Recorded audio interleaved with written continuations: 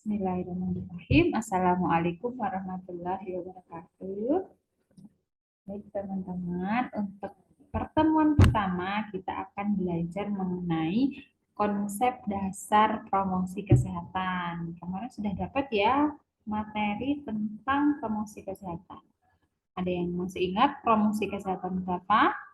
Silahkan bisa di review lagi ya, dilihat lagi materi di semester 2 tentang promosi kesehatan.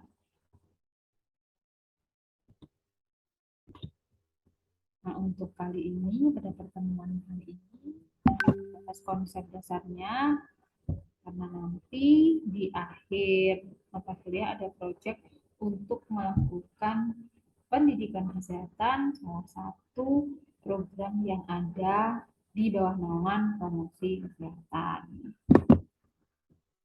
Apa saja yang akan kita pelajari di sini?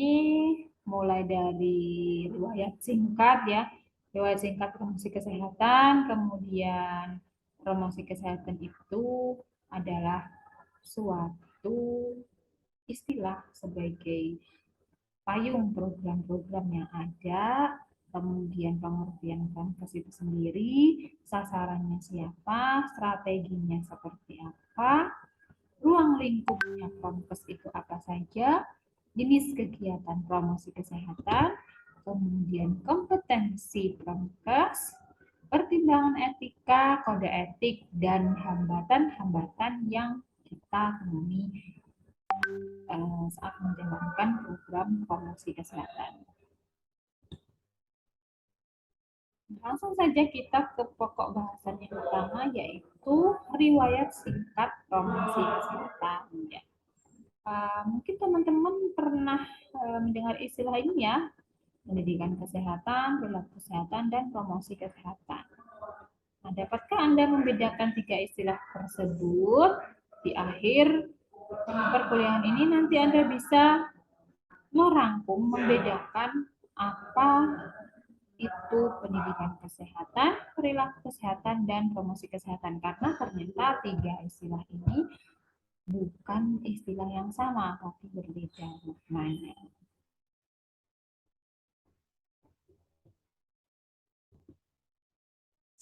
Nah, ternyata promosi kesehatan itu memang mengalami pergeseran istilah ya. Jadi, awalnya promosi kesehatan itu tidak terlepas dari perkembangan sejarah kesehatan masyarakat Indonesia. Dan itu juga dipengaruhi oleh perkembangan promosi kesehatan internasional, yaitu dimulainya program pembangunan kesehatan masyarakat desa pada tahun 1975 dan tingkat internasional itu dimulai pada tahun 1978 dengan adanya deklarasi Alma-Ata ya. Di deklarasi Alma-Ata itu tentang remote healthcare, di mana ini merupakan tonggak sejarah atau cikal bakal promosi kesehatan. Istilah health promotion ini, promosi kesehatan, sebenarnya sudah mulai ada sejak tahun 1986. Jika saat itu ada piagam Ottawa ya. Nah, jadi health promotion ini muncul saat ada konferensi internasional di Ottawa. Makanya hasilnya itu adalah mencetuskan piagam Ottawa.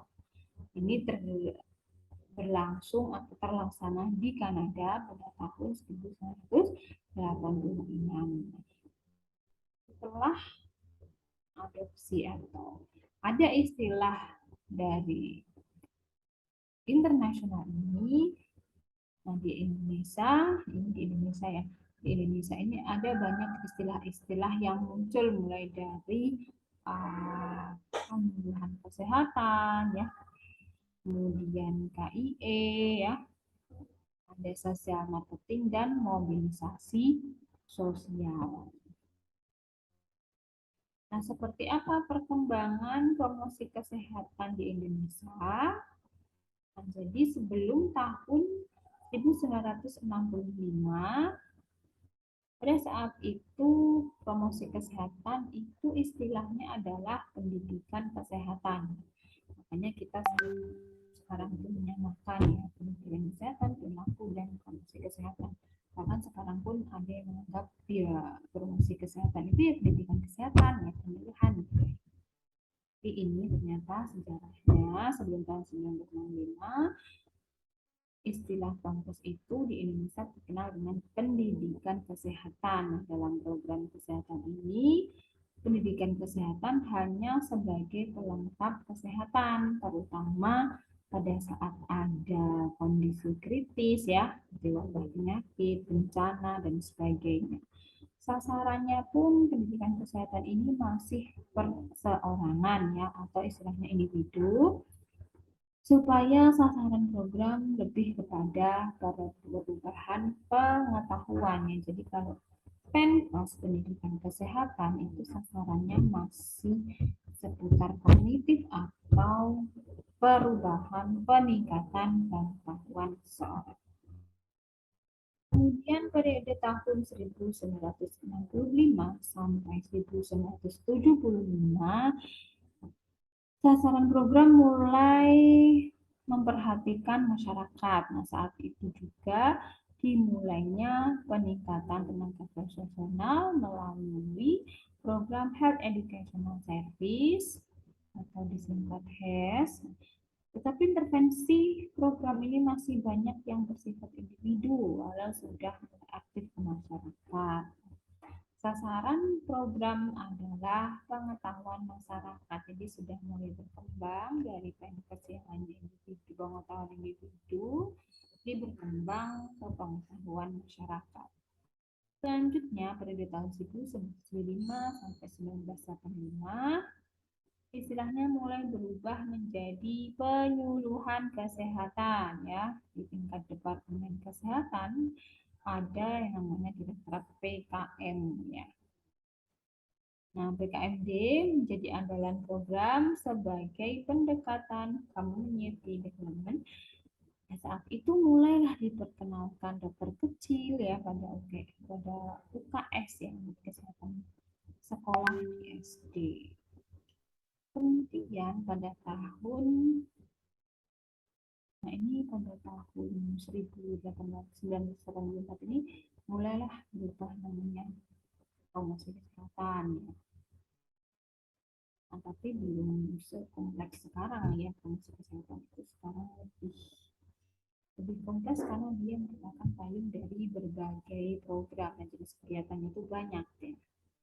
Pada periode 1985 dan 1995 dibentuklah direktorat peran serta masyarakat yang diberi tugas memberdayakan masyarakat. Nah, Direktorat PKM ini berubah menjadi pusat PKM yang tugasnya melakukan penyebaran informasi, komunikasi, kampanye, dan pemasaran sosial di bidang kesehatan.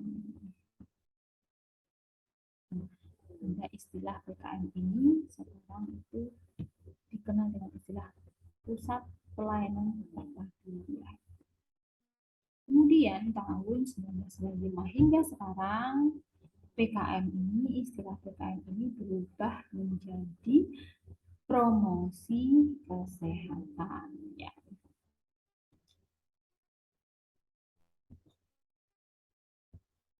Kalau secara internasional itu dimulai tahun 1978 dengan adanya deklarasi Alma-Ata, kemudian pada tahun 1986 itu ada Piagam Ottawa, kemudian 91 ada Impel Statement Sweden, Deklarasi Jakarta 97 di Meksiko dan 2000, dari 2005 ada Bangkok, Piagam Bangkok, dan 2007 ada Vancouver.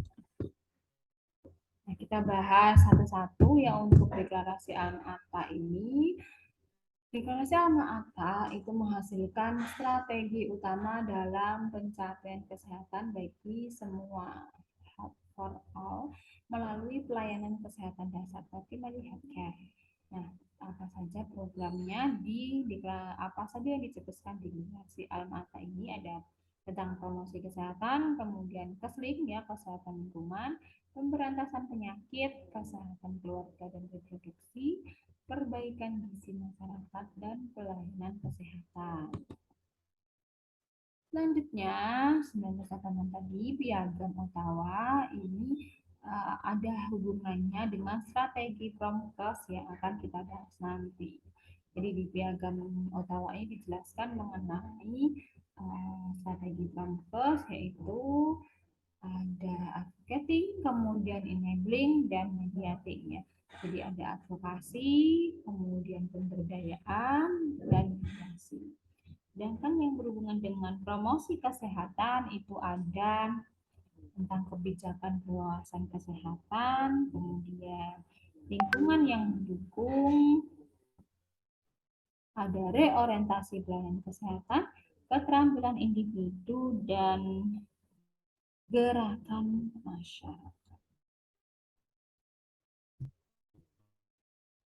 Selanjutnya ada deklarasi Jakarta. Jadi isi dari deklarasi Jakarta ini menjelaskan tentang apa itu promosi kesehatan. Jadi promosi kesehatan adalah investasi utama yang memberikan dampak pada determinan kesehatan dan memberikan manfaat kesehatan terbesar pada masyarakat. Promosi kesehatan memberikan hasil positif yang berbeda dibandingkan upaya lain dalam meningkatkan kesetaraan bagi masyarakat dalam kesehatan. 5 prinsip deklarasi Ottawa merupakan kunci strategi untuk sukses menjalankan promosi kesehatan. Promosi kesehatan perlu disosialisasikan dan harus menjadi tanggung jawab lintas sektor. Jadi tidak bisa promosi kesehatan itu hanya dilakukan satu sektor atau satu bidang, tetapi harus ada kerjasama lintas sektor antar sektor-sektor lainnya. Deklarasi Jakarta Prioritas Promosi Kesehatan Abad 21 ini berisi tentang meningkatkan tanggung jawab sosial dalam kesehatan, meningkatkan investasi untuk pembangunan kesehatan, konsolidasi dan perluasan kemitraan, meningkatkan kemampuan masyarakat dan pemberdayaan individu, serta menjamin tersedianya infrastruktur promosi kesehatan. Selanjutnya, Piagam Bangkok berisi tentang strategi dan komitmen menghadapi berbagai faktor yang berpengaruh terhadap kesehatan di dunia global. Salah satu hak setiap manusia adalah memperoleh kualitas kesehatan setinggi-tingginya. Perkembangan menuju dunia yang lebih sehat memerlukan keterlibatan politik yang kuat, peran serta lebih luas, dan advokasi berkesinambungan. Jadi memang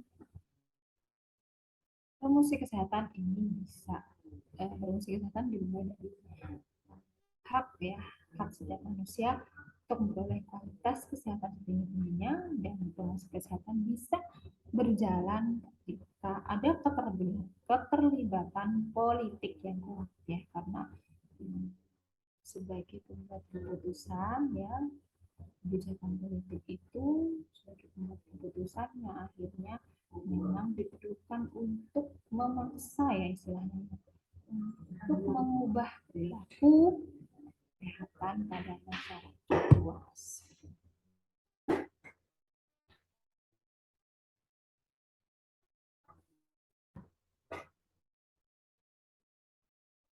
Selanjutnya, Vancouver, Kanada.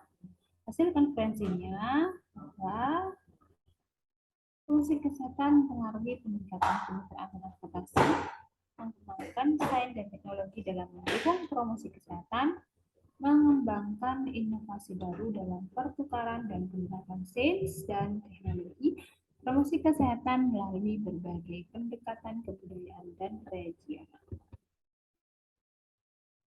Oke, selanjutnya mengenai promosi kesehatan sebagai payung ya kenapa ini disebut sebagai payung program? Karena ternyata program-program di bawah ini itu di bawah naungan promosi kesehatan apa saja di badan promosi kesehatan itu ada regulasi aktivitas regulasi ya, kemudian ada pendidikan kesehatan, ada pelayanan preventif, kemudian pekerjaan berbasis komunitas, ya, ada pengembangan organisasi dan kebijakan politik. Jadi tentu promosi kesehatan itu maknanya luas ya, karena banyak program-program yang dia mendukung promosi kesehatan. Nah, kita balik lagi ke visi dan misi ya, karena untuk masuk ke penting kita perlu tahu visi dan misi promosi kesehatan ya. Jadi visi promosi kesehatan itu adalah tidak lepas dari Undang-Undang Nomor 35 tentang Kesehatan tahun 2009 ya, bahwa meningkatkan kemampuan masyarakat.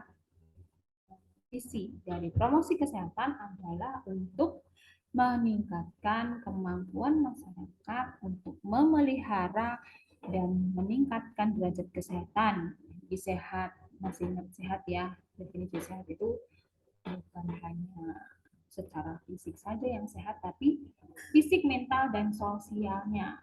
Dengan adanya derajat kesehatan meningkat, baik itu fisik, mental, dan sosial, sehingga semakin produktif secara ekonomi maupun sosialnya.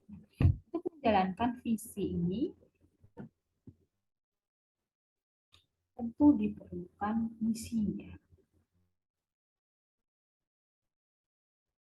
Nah, sebelum kita ke misi, kita harus paham dulu mengenai visi promosi kesehatan. Ada 4 kata kunci untuk kesuksesan promosi kesehatan ya. Yang pertama adalah mau ya, willingness, kemudian ability, mampu, ya, memelihara kesehatan. Nah, di sini itu setelah mau dan mampu memelihara kesehatan ini meliputi mau dan mampu mencegah penyakit, kemudian melindungi diri dari kesehatan dan mencari pertolongan pengobatan yang profesional bila sakit.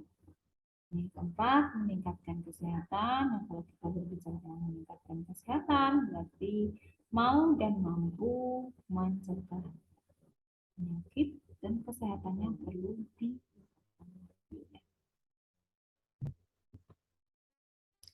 Selanjutnya misi ya, setelah visi Pramugari kita paham juga misinya. Misi itu apa yang harus kita lakukan agar visinya tercapai ya.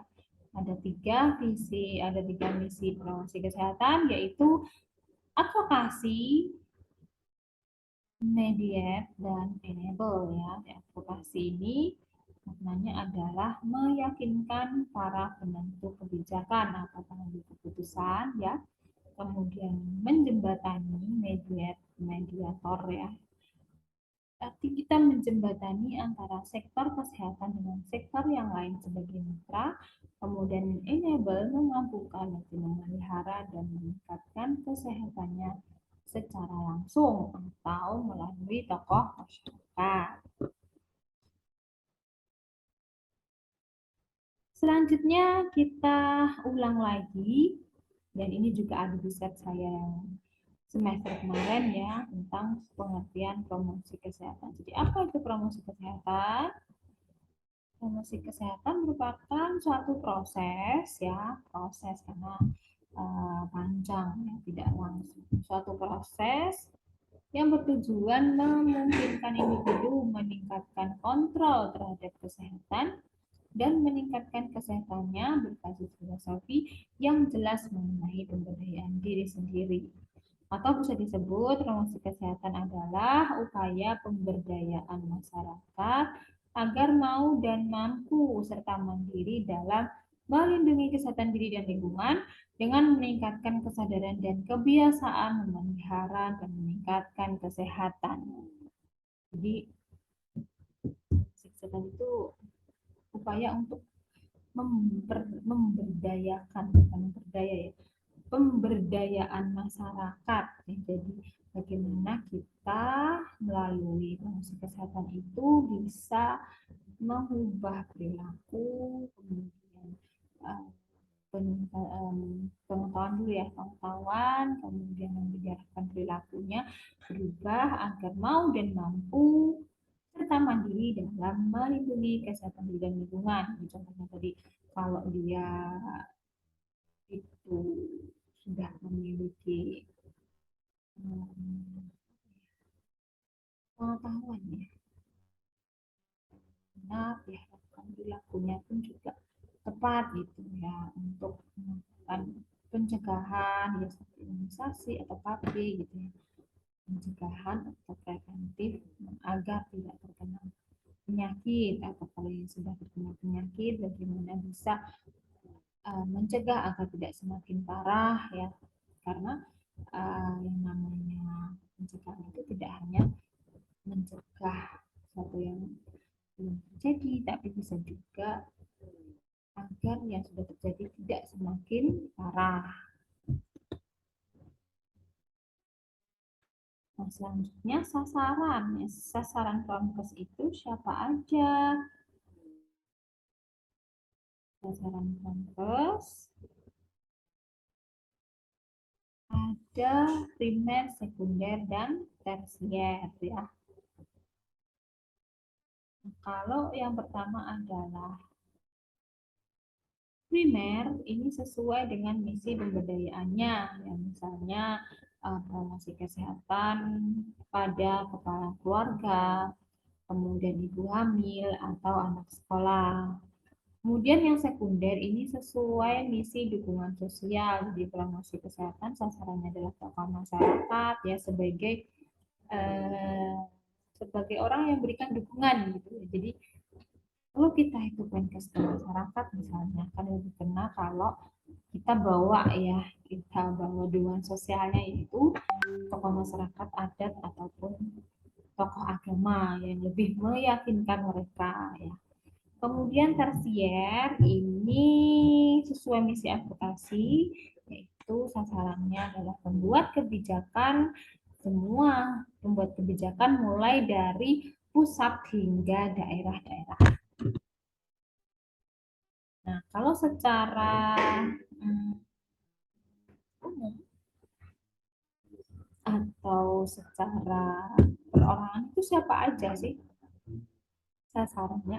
Yaitu individu, kemudian lebih uh, besar jumlahnya itu keluarga, yang lebih besar masyarakat ya, kemudian bisa kalau membuat kebijakan atau yang mendukung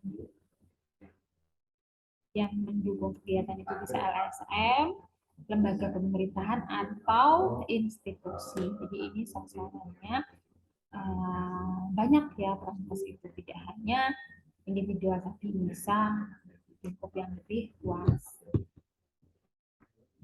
Nah, selanjutnya kita balik lagi ke piagam Ottawa tadi yang berisi mengenai strategi promosi kesehatan ya. Jadi apa sih maksudnya 5 strategi kesehatan ini? Yang pertama adalah kebijakan berwawasan kesehatan, healthy public policy. Di sini ditujukan kepada pembuat kebijakan ya, sehingga mereka mengeluarkan kebijakan-kebijakan publik yang mendukung kesehatan. Ini penting sekali ya untuk terbentuknya kebijakan ini, karena masyarakat itu biasanya takut dengan aturan ya, atau ya dipaksa, tadi yang saya katakan dipaksa dengan adanya peraturan pemerintah ya, misalnya kemarin itu seperti peraturan untuk imunisasi dasar. Nah, itu kalau ada kebijakannya gitu ya, pasti masyarakat itu akan lebih mau mengubah perilakunya. Kemudian yang kedua, lingkungan yang mendukung. Jadi promosi kesehatan atau adanya kebijakan ini tidak bisa berjalan kalau tidak ada lingkungan yang mendukung. Lingkungan yang mendukung ini ditujukan kepada para pengelola tempat umum ya. Jadi misalnya bagaimana pemerintah kotanya agar menyediakan sarana dan prasarana ya untuk mendukung terciptanya perilaku sehat bagi masyarakat. Kemudian yang ketiga, reorientasi pelayanan kesehatan ini sama ini yang menjadi penyedia atau provider pelayanan kesehatan adalah pemerintah dan swasta. Sedangkan masyarakat adalah sebagai pengguna atau customers pelayanan kesehatan. Pemahaman seperti ini tuh harus diubah ya, orientasi ya. Ini harus diubah makanya dari orientasi pelayanan kesehatan. Kalau selama ini kita beranggapan kalau masyarakat itu hanya customer dan providernya itu providernya itu pemerintah swasta dan pemerintah negeri dan swasta, ini harus diubah ya. Orientasi pemahaman ini harus diubah bahwasanya masyarakat tidak sekedar pengguna tapi bisa sebagai provider dalam batas tertentu melalui upaya pemberdayaan. Kemudian yang keempat, keterampilan individu. Jadi kesehatan masyarakat akan terwujud jika kesehatan individu, keluarga, dan kelompok tersebut bisa terwujud ya. Dan yang kelima, gerakan masyarakat. Nah, adanya gerakan atau kegiatan di masyarakat yang bisa mendukung kesehatan. Nah, tadi sudah saya jelaskan ini tentang strategi Promkes, yaitu advokasi, kemudian sama sih ya, advokasi, dukungan sosial, dan pemberdayaan masyarakat. Itu advokasi agar membuat kebijakan menggunakan peraturan yang menentukan, dukungan sosial agar kegiatan Promkes mendapat dukungan dari tokoh masyarakat, dan pemberdayaan masyarakat agar masyarakat mempunyai kemampuan untuk meningkatkan kesehatannya. Lanjut di materi selanjutnya yaitu ruang lingkup Promkes.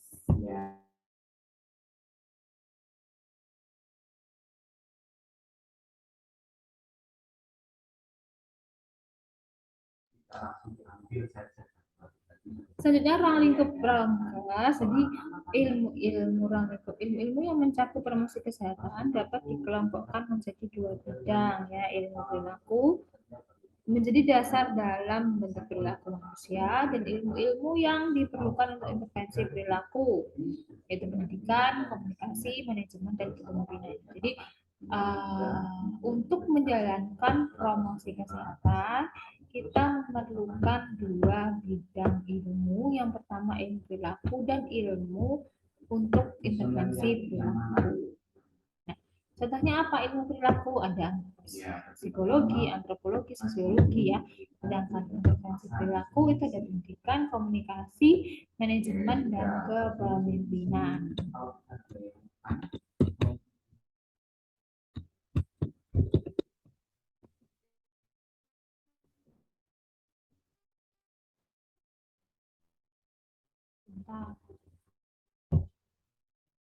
Oke. Itu ruang lingkup berdasarkan dimensi. Jadi ruang lingkup berdasarkan dimensi itu meliputi aspek sasaran pelayanan kesehatan dan tempat pelaksanaan Promkes atau tatanannya. Untuk aspek sasaran pelayanan kesehatan itu mulai dari promosi kesehatan tingkat promotif, kemudian preventif, kuratif, dan rehabilitatif. Nah, apa sih maksudnya promotif preventif ini? Ada yang tahu?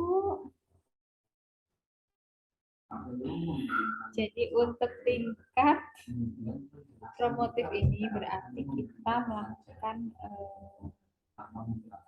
promosi ya, promosi kita berikan pengetahuan, memberikan kesehatan tentang sesuatu ya. Kemudian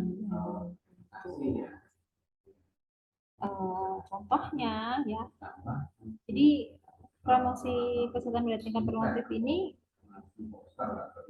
sasarannya adalah kelompok orang sehat. tujuannya mampu meningkatkan kesehatannya. Nah, dalam populasi ini 80 sampai 85% orang yang benar-benar sehat. Kemudian yang kedua, promosi kesehatan dari tingkat preventif itu kelompok orang sehat dan kelompok beresiko, sehingga kita mencegah ya, preventif itu kan mencegah agar orang tersebut yang beresiko tersebut tidak sakit, misalnya ibu hamil ya, kemudian bayi, kemudian kasus obesitas, dan lain-lain. Yang ketiga, prokes pada tingkat kuratif. Ini berarti kalau kuratif kan pengobatan ya, artinya ya. Jadi sasarannya adalah para penderita penyakit, misalnya penyakit kronis ya, DM, TBC, hipertensi. Tujuannya itu mencegah penyakit tersebut tidak menjadi lebih parah atau biasa disebut secondary prevention. Dan yang ketiga, prokes tingkat rehabilitatif. Yang keempat ya, yang keempat prokes tingkat rehabilitatif. Ini tujuannya untuk agar masyarakat itu atau penderita itu segera pulih ya. Sasarannya adalah penderita penyakit yang baru sembuh. Biasa disebut tertiary prevention. Sementara untuk aspek tempat pelaksanaan itu ada tekanan keluarga, tekanan sekolah, ya, ada tekanan tempat kerja, tempat umum, dan institusi pelayanan kesehatan. Jenis kegiatan prokes itu apa aja? Banyak jenisnya ya. Menurut Depkes RI tahun 2007, kegiatan prokes itu meliputi pemberdayaan masyarakat, kemudian pengembangan kemitraan, upaya advokasi, pembinaan suasana, pengembangan SDM, pengembangan iptek, media, sarana, dan pengembangan infrastruktur. Nah, luas sekali ya untuk kegiatan prokes. Selanjutnya kompetensi petugas prokes. Jadi dianya kompetensi. Kalau kita bilang siapa sih? Kompetensi siapa sih? Kompetensi kesehatan ini. Kalau secara kompetensi petugas prokes ini memang harus pejabat fungsional promotor kesehatan masyarakat, yaitu PNS yang diberi tugas tanggung jawab wewenang. Tapi kalau kita berbicara kompetensi siapa ya sebenarnya bukan hanya siswa, bukan hanya ini, tapi juga kita sebagai mahasiswa juga punya andil di sana ya. Tentunya salah satu kegiatan di prokes yaitu memberikan penyuluhan kesehatan. Kalau kita bicara kompetensi petugas prokes itu adalah PNS yang bertugas tanggung jawab wewenang dan hak secara penuh oleh pejabat yang berwenang untuk melakukan kegiatan promosi kesehatan sesuai dengan peraturan perundang-undangan. Pertimbangan etika prokes. Nah, yang pertama pertimbangannya, jadi ada beberapa pertimbangan ya.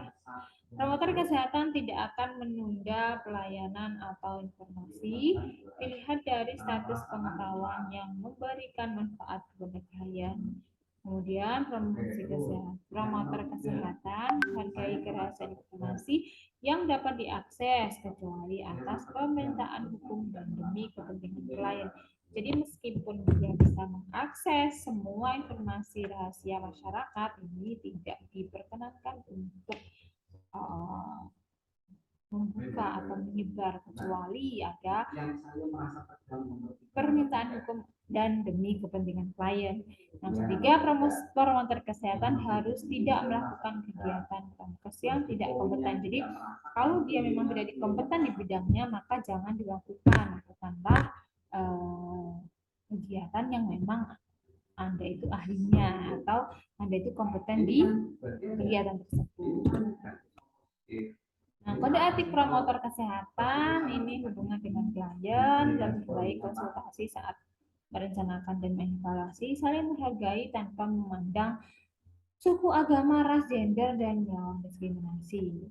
Sementara kode etik untuk kepedulian terhadap determinan sosial dan lingkungan, program harus peka dan dipertimbangkan dalam konteks sosial, ekonomi, ras, dan budaya, memasukkan metode yang mendorong keterlibatan dan partisipasi masyarakat.